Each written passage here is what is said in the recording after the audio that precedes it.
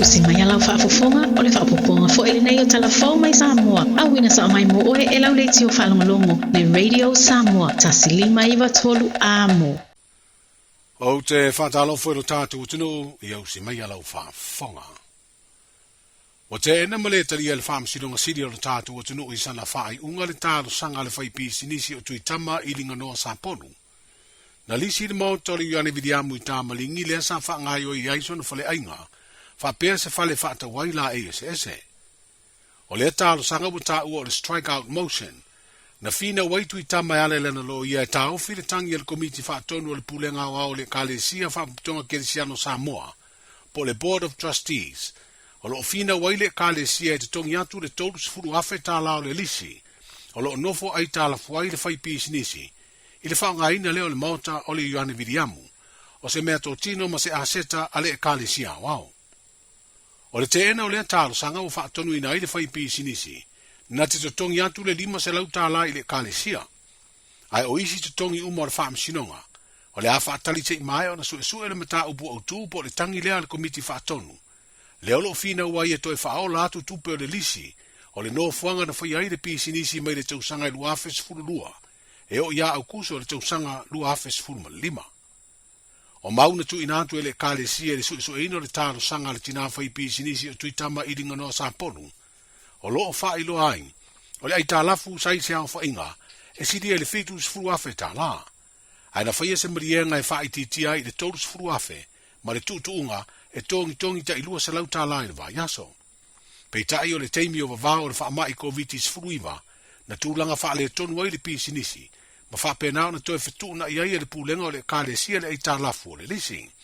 O le aso whao le masina fōu se tema e toe vala uai le mata upule nei, mo le whaatulanga ina o se aso e vala awai mo li mau.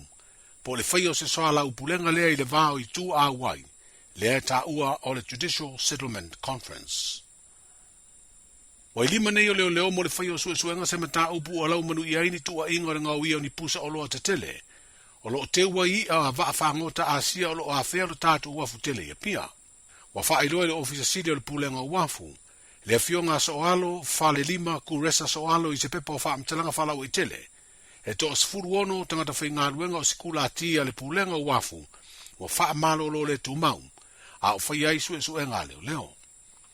Ina ua mau se whaso ta inga i le ofisa siri le telefoni le fiafi na nafi na whaelo ai soalo, e lua pusa o loa ia o lo iai masalonga, na a fia, ai whato a manino vaenga umari suenga leo. Taruai lea tūlanga watula i mai wa whaatino ai e le pūlenga o wafu. Nisi o suinga ia na ngāruenga masani le urufale ma le urufafo ma le wafu tele. Ma u ave ai malu i poenga i lo tātu utunu. O lo auto o vaa i lea no o fuanga mo ngāruenga maisi au au nanga masani. O whaalia le ofisa sili, o le aiei nisi wha ai unga e whaatino pe a mai a suenga. O lo whaanga solo i le teiminei.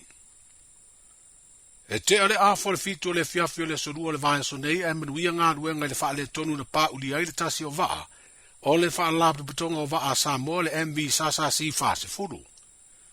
Na mamuru e se loa ma le vaenga na pā uli ai to e wha awau na malanga i sāle lolonga e tuu ta mata vale, ma to e fo i ane ai le uafu i muri whanua. Wa wha malu ruai le min star le wha lapu putonga o vaa i le tunu na malanga i le vaa le malo, o no le a afio la tu fuanga masani le wha le tonu na tūrei mai. Wa whaeloa i whalaptonga o vaa Samoa, o le te o sfutasi te taia o le songofua na pā uli ai le vaa. Ai o le o ngā sami tonu na tupu ai lea whaale tonu, e le o le o ngā sami lea na pā uli ai le vaa leo le nāwhanu o lua. O le vaa o le MV sasa si fase furu ma le foto o Samoa, na amata tautua ina malanga i le vaa muri whanua masale longa mai le whaa iunga o le vaa yaso umavae. Ona o lo toso le vaa o le MV Samoa Express, mo nisi o ngā ruenga masani o lea vaa la uta ma pasese, ale whalaptonga o vaale tino. E fitu aso se awa onga le tomai o le suina o so se la ei. O lo a waisu i tu malo palo te rimas futasi o le tino o e peo na vai le tos futasi upodu. Ai lua se furu mo sa vai. O le asuru o le vaso neina a matai lea o onga ina ua mai ona te tale le sui min stam tanga luenga o tinama tamai tai. A tina e o fio anga manga fiso tai le fionga le tamai tai pāle mia. Le fionga fia mena o mi mata afa. O le wha malu si au mo le lui tau o le sui minsta ia i la tau walau tongia mo le awa onga. Ia wha maoni me to anga le fitu vai aso e pu ere to mai o tangata saina lo wha foina le awa onga. Sa whaatulanga o le tausanga luafes furuiva e whaiai le vaenga lo na tolu leo le polo kalame sui a saina.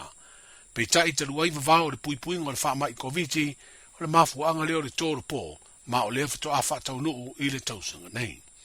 O le ao onga lo whaatau teia le Hunan International Business Vocational College mai saina. O se wha moe tā ua bu te pena ne iai mta ngā luenga o a onga tā longa banga nuu. O le whata ua leo le ngana Samoa e peo na iai de urua i vai aso le masino fōu se tema. O le a whaatino ai se por kalame e autu le tā ua o le ngana Samoa. Wa mata whaatino le mta ngā luenga whaalau i loa o lumana i lea fuafuanga tā ua. Leo le a whaanga solo i uporu mai lea sofa i lea solimo se tema. Mai whia lele no fuanga o le malayo anga nuu i malifa. Ai o lea sono i lea sovadu o se tema i savai. E whaia le monto le apito pisanga i sāne longa. O le vai o sa tonu o le ngana Samoa i ro tātu tunu e whaanga solo ai fo i ma porkalame o le te wila o le neitu sanga lua o lo tonu. Tala nao le nei aso, soifua.